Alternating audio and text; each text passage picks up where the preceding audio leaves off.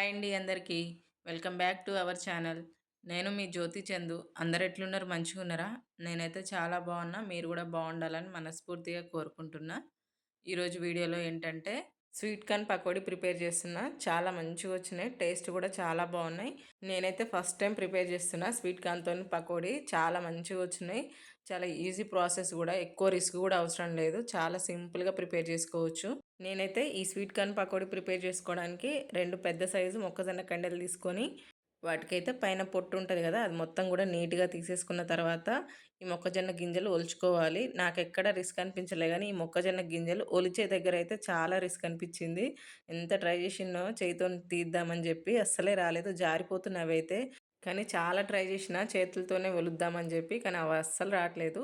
చూడండి ఎంత ట్రై చేసినా కూడా జారిపోతున్నాయి గానీ అస్సలే ఊడట్లేదు. అవైతే ఆ కండె నుంచి సెపరేట్ కాకుండా అట్లనే ఉంటున్నాయి. ఇంకా లాభం లేదని చెప్పి చాకు తీసుకున్నా. చాకుతోని ఇట్లా షార్ప్‌గా ఇట్లా కట్ చేస్తాం కదా, అట్లా కూడా ట్రై చేసినా కూడా అవి సెంటర్‌లోకి కట్ అయిపోతున్నాయి గానీ చివరి వరకైతే రావట్లేదు. ఇంకా లాభం లేదని చెప్పి కెమెరా ఆఫ్ చేసి ఇక చేయితోని కొన్ని, చాకుతోని కొన్ని ఇట్లా తరిగినట్టు తీసిన. కానీ ఇంకా ఫైనల్‌గా అయితే పర్లేదు. కొద్దిసేపటికైతే మంచిగానే వచ్చినాయి. ఇవన్నీ కూడా చూడండి కొన్ని ముక్కలు ముక్కల్లాగా అయినాయి. కొన్నేమో నీట్‌గా వచ్చినాయి. ఈ ఒలిచిన ఈ గింజలని ఇక మిక్సీ జార్‌లో వేసుకొని, అదేవిధంగా 2, 3 పచ్చిమిర్చి కూడా వేసుకొని మిక్సీ పట్టుకోవాలి. మరీ మెత్తగా అవసరం లేదు. మనకు కచ్చా పచ్చాగా అంటారు కదా, ఆ విధంగా ఉంటే సరిపోతది. మరీ మెత్తగా అవసరం లేదు. మనకు మిక్సీ జార్‌లో వేసి ఒక 2 తిప్పులు తిప్పగానే చూడండి మంచిగా మెదుగుతాయి. ఇవైతే స్వీట్ కార్న్ కదా, చాలా లేతగా ఉంటాయి. మిక్సీ పట్టుకున్న తర్వాత ఈ పిండినైతే ఒక గిన్నెలో గానీ, బేసన్‌లో గానీ వేసుకొని అందులోకి ఒక 2 మీడియం సైజ్ గానీ, పెద్ద సైజ్ గానీ ఉల్లిగడ్డలు కూడా కట్ చేసుకొని మనకిష్టం. సన్నగా అంటే సన్నగా, లావుగా అంటే లావుగా మనకిష్టం వచ్చిన సైజులో కట్ చేసుకొని వేసుకోవాలి. తర్వాత ఒక క్యారెట్ కూడా సన్నగా తురుముకొని వేసుకోవచ్చు. క్యారెట్ ఆప్షనల్, అది ఉంటే వేసుకోవచ్చు లేకపోతే లేదు. అదేవిధంగా ఒక 4 స్పూన్ల బియ్యపిండి, ఒక పెద్ద స్పూన్‌తోని 3 స్పూన్ల శనగపిండి వేసుకోవాలి. అదేవిధంగా మనకు ఉంటే కొత్తిమీర కూడా వేసుకోవచ్చు. నేనైతే కొత్తిమీర కూడా సన్నగా కట్ చేసుకొని వేసుకుంటున్నా. టేస్ట్‌కి సరిపడా సాల్ట్ వేసుకోవాలి. అదేవిధంగా కొంచెం కారప్పొడి. మనకు కారప్పొడి కూడా ఆప్షనల్ అది. ఎందుకంటే ఆల్రెడీ మనం మొక్కజొన్న మిక్సీ పట్టుకునేటప్పుడు అందులో అయితే పచ్చిమిర్చి వేసుకున్నాం కదా. సో, ఇంకా కొంచెం స్పైసీగా కావాలి అనుకుంటే కొంచెం కారం పొడి యాడ్ చేసుకోవచ్చు. తర్వాత కొంచెం జీలకర్ర, అదేవిధంగా కొంచెం కరివేపాకు కూడా వేసుకోవాలి.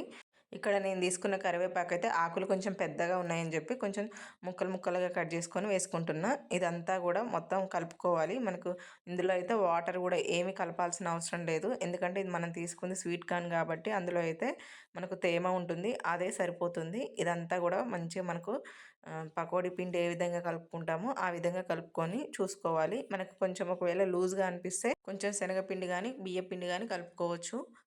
తర్వాత ఇప్పుడు గ్యాస్ స్టవ్ ఆన్ చేసుకొని ఒక కళాయి పెట్టుకొని డీప్ ఫ్రైకి సరిపడా ఆయిల్ కూడా పోసుకొని పిండి మనం పకోడీలు ఏ విధంగా వేసుకుంటామో కొంచెం కొంచెంగా వేసుకోవాలి.